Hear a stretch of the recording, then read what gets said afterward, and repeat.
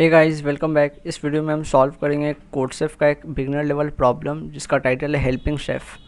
सो problem को read करते हैं एक बार। सो प्रॉब्लम में दिया write a program which takes an integer n and if the number is less than 10 then display thanks for helping chef, otherwise print -1। So हमें कह रहा है कि एक प्रोग्राम लिखना है जो कि एक इंटीजर n को इनपुट करेगा और वो अगर इंटीजर नंबर जो है वो 10 से कम हुआ तो हमें डिस्प्ले करना है थैंक्स फॉर हेल्पिंग शेफ। और अगर वो लेस देन 10 नहीं हुआ यानी ग्रेटर देन 10 हुआ या फिर जो भी एक कंस्टेंट इसमें दिया हुआ है वो हम देखेंगे, अगर वो हुआ तो फिर यहाँ हम प्रिंट करेंगे -1।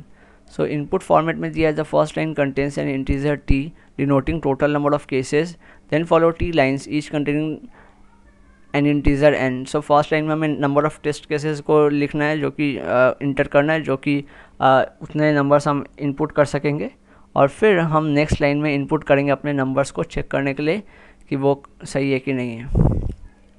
कंडीशन चेक करेंगे। आउटपुट में हम देखते हैं, आउटपुट में for each test case output the given string और -1 depending on condition in a new line. So constraints यहाँ ये दिया हुआ है कि t तो 1 से 1000 के बीच है, इसमें कोई प्रॉब्लम नहीं है। प्रॉब्लम ये है कि n जो हम वैल्यू देंगे जो थैंक्स फॉर हेल्पिंग शेफ है वो -20 से 20 के बीच होना चाहिए।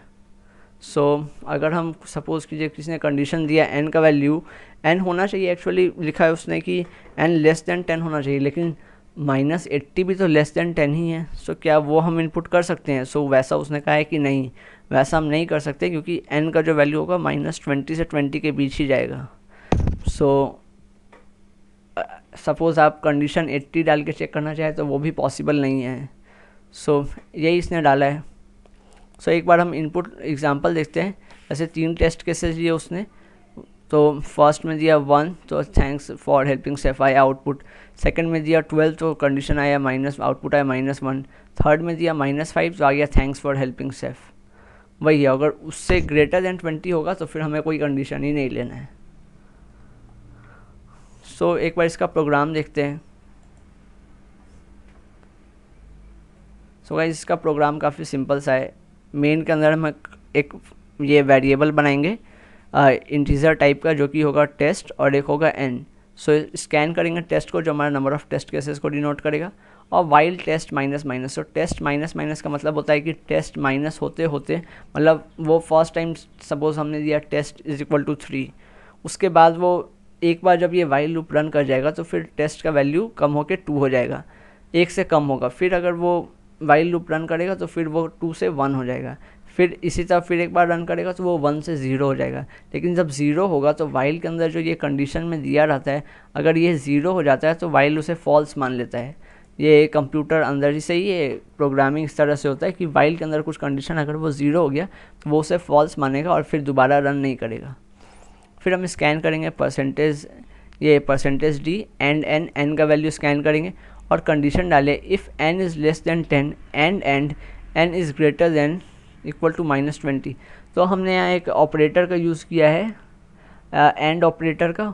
इसका मतलब है कि अगर n लेस देन 20 है और n साथ ही में ग्रेटर देन -20 यानी ये दोनों कंडीशन साथ में होना चाहिए। अगर दोनों कंडीशन साथ में हो रहा है यानी n लेस देन 10 भी है और ग्रेटर देन -20 भी है तो हम ये प्रिंट करेंगे थैंक्स फॉर हेल्पिंग शेफ।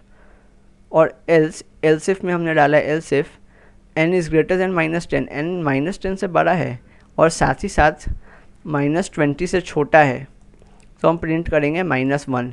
सो यहाँ इंपॉर्टेंस ये आता है कि n इज़ ग्रेटर देन 10 तो कुछ भी हो सकता है, लेकिन हमें यहाँ ये भी देखना है कि साथ में वो n इज़ लेस देन 20 यानी वो 20 से कम भी है, क्योंकि हमारा n का जो कंस्टेंट वहाँ दिया हुआ था उसमें लिखा हुआ था कि n -20 से 20 के बीच ही होना चाहिए। तो अगर किसी ने 80 या 90 या n का वैल्यू दिया है तो वो प्रोग्राम रन ही नहीं करेगा एक्चुअली, मतलब वो कोई आउटपुट नहीं देगा। प्रोग्राम तो रन करेगा बट कोई आउटपुट नहीं देगा। सो यही था इस प्रोग्राम में, काफ़ी सिंपल सा प्रोग्राम है। एक बार हम इसका वैल्यू डाल के चेक करते हैं कुछ भी। सपोज़ हम देंगे number of test cases 4 enter, उसके बाद हम अपने नंबर देते हैं। जैसे कि सपोज़ हमने नंबर दिया 4, फिर हमने दिया 16, फिर हमने दिया सपोज़ 25 और फिर हमने दिया -2। तो इसको एक बार रन करके देखते हैं क्या आता है। सो अब हमारा प्रोग्राम रन हो रहा है, आउटपुट देखेंगे। सो इसने बस 3 ही वैल्यूज़ को लिया, इसने 25 को यहाँ इग्नोर कर दिया। 25 वाला जो वैल्यू था उसको इसने इग्नोर कर दिया और वहाँ पे कोई इसके लिए कोई आउटपुट नहीं आया है।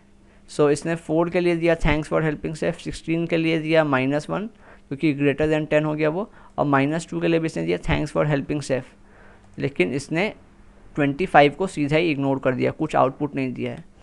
सो गाइज यही था वो problem. Thank you for watching, please subscribe for more videos. Thank you.